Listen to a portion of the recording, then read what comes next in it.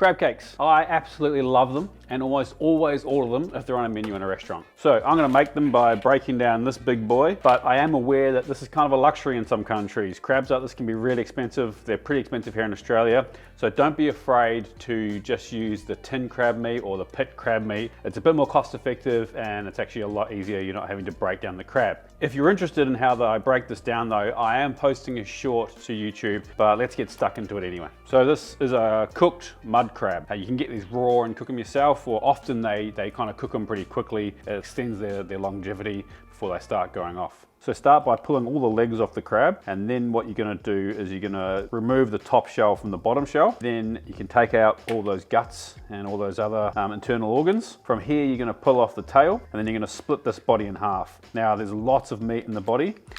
It's a bit more tricky to get out of than the claws, but it's well worth taking the time to pull this stuff apart because it's absolutely delicious. Once you've worked your way through the body, you'll then start working your way through the legs with the claws, and then all the knuckles and joints. There's lots of good meat in there. So as far as tools are concerned, the little hammer's pretty useful. Tweezers are handy, and then something long like a skewer to help poke out the meat from all the little nooks and crannies is really helpful too. And then as recommended, whether you picked it yourself or not, is to put it on a big plate like this or a tray or something and just go through it. Make sure there's no little bits of shell.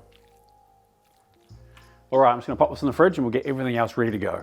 So now we've sorted our crab meat. This is everything else you're gonna need to make these crab cakes, and they're really simple. So panko breadcrumbs. If you're celiac, you can just use gluten-free breadcrumbs. An egg, some chili paste, some Worcestershire sauce, a little bit of Dijon mustard, and some Old Bay. And then we're just gonna chiffonade some parsley through there. But before we do that, we're gonna make a mayonnaise base. We're gonna use that mayonnaise base twice. We're gonna use the mayonnaise to fold through the crab to make the crab cakes, and we're also gonna make a bit of tartare sauce. So for the tartare sauce, we're gonna need some capers, some cornichons, some shallots, a bit of lemon zest, and some dill. And then for the mayonnaise, we've got 50-50 grapeseed and olive oil, some Dijon mustard, couple of egg yolks, some lemon juice, and a little bit of water. So let's get stuck in and we'll make the mayonnaise first. All right, so this method only really works if you have a immersion blender like this. If not, you're gonna have to do it in a bowl while whisking your yolks with your lemon juice and slowly incorporating your oil. But this method is much easier. Crack your egg yolks. To that, you're gonna add the juice of half a lemon. A lemon can be a lot of different sizes. So start with a half. This one's so big it won't even fit in my juicer. And then taste it and see how acidic it is. A dash of water. When I say dash, say a tablespoon. And a heaped teaspoon of Dijon. Okay, immersion blender, right to the bottom. We're gonna start mixing and then we'll slowly bring it up. If you do this too fast, you'll split your emulsion. So nice and slowly.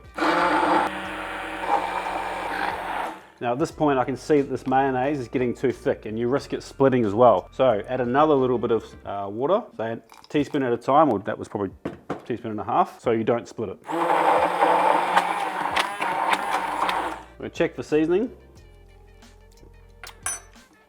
Needs salt, and can use a little bit more lemon juice. All right, so we're gonna reserve about 120 grams of mayonnaise for the crab cakes, that much. So I'm gonna put that to one side, and then to turn that into tartare sauce, pretty simple exercise. We're gonna dice our capers, we're gonna dice our cornichons, dice our shallot, chiffonade the dill, add some lemon zest, and mix it all together. Well, that didn't end up the way I thought it would. All right, tartare sauce done. Chuck that in the fridge until we need it. So back to the mayonnaise that we made before. We are gonna season that with Worcestershire sauce, the Old Bay, parsley that we're just gonna chiffonade, chili sauce, and then give it a mix. In another bowl, we're gonna weigh out the crab. So 450 grams of picked crab meat. We're gonna crack one egg in there, the panko, and a pinch of salt. Now we're just gonna make sure that's well mixed before we combine the two.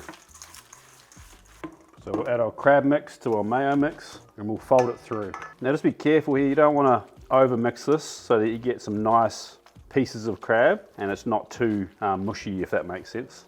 And that's what we're looking for. It's you know, it holds its shape, but it's still nice and moist. So let's roll out some patties. So nice clean hands. You can kind of make these as big as or as small as you want. You can use an ice cream scoop if you wanted to make them even, or you can weigh them out evenly as well. But I prefer just to eyeball it when I'm at home. But I think if you make a slightly larger golf ball, I think that's a really good size. And you don't want it too thick.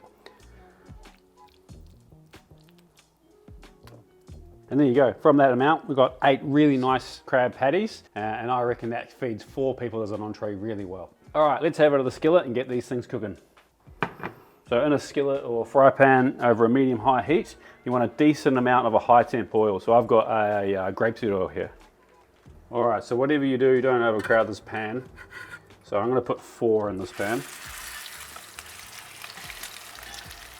And once they're in there, don't really move them too much to start with. You want to get a good crust on there.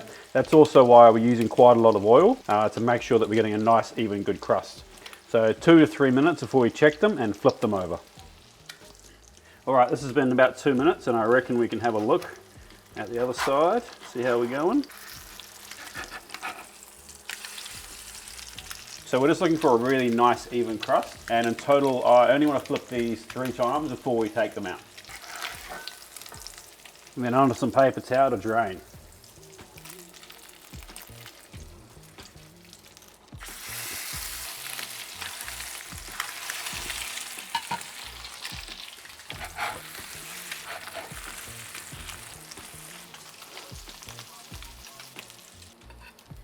So I like to keep this one super simple. I've got some washed rocket or arugula, wherever you are in the world, our tartar sauce, and then our crab cakes. Now these are super delicate, and that's one of the reasons why they're so good.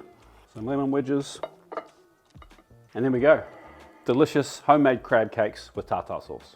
Well, I suppose we better eat one. This is the tough part of the job.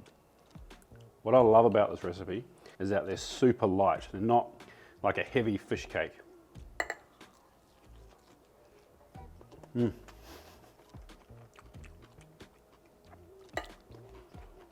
They're so good. The sweetness of the crab comes through, nice and light on the inside, but a little bit of crunch on the outside. Really well seasoned, not overpowering of the delicate crab flavor and all, and that tartar sauce just brings it together. Thanks for watching, legends. Chuck me a like if you took anything from this video, subscribe if you're not, and we'll see you next week for another recipe. Peace.